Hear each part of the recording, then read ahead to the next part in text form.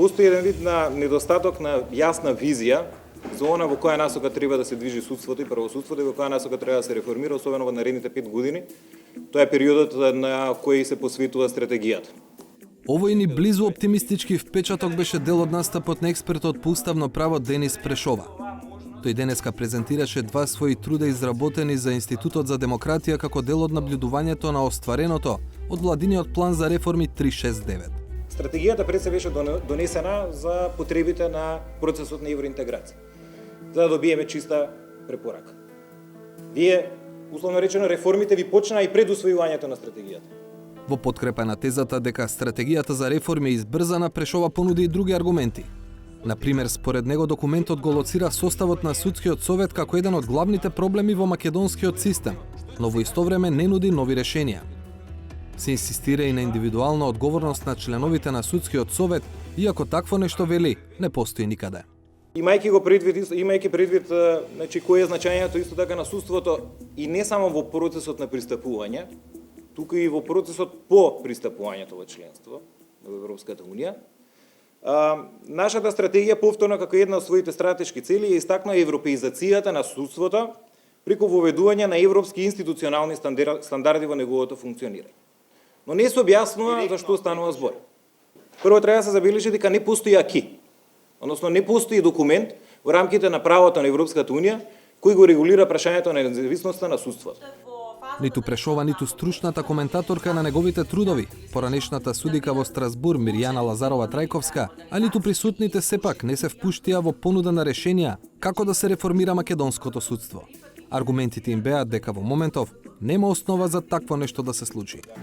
Апсолутно не достига конкретно научно истражување со емпириски податоци за тоа што е проблемот, што е досегашниот проблем на функционирањето на судскиот совет. Ние слушаме дека е проблем.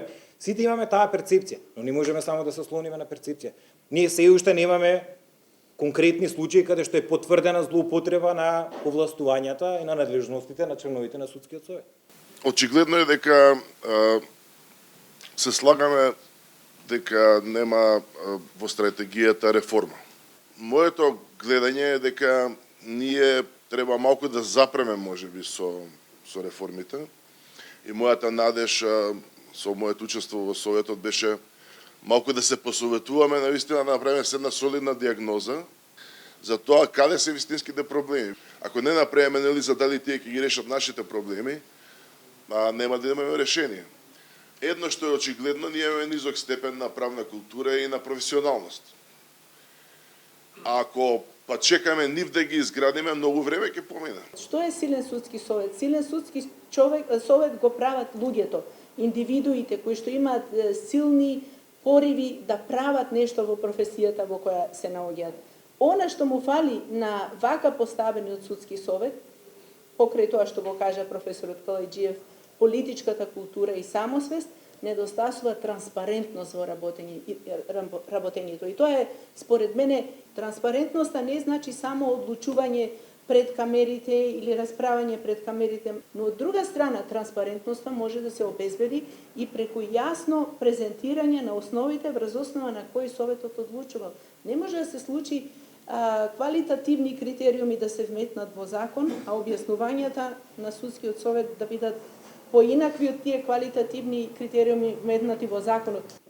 Имате еден вид на судски менталитет кој се карактеризира со висок степен, со одреден степен на подчинетост и на субмисивност, како резултат на строгата хиерархизација на судскиот систем.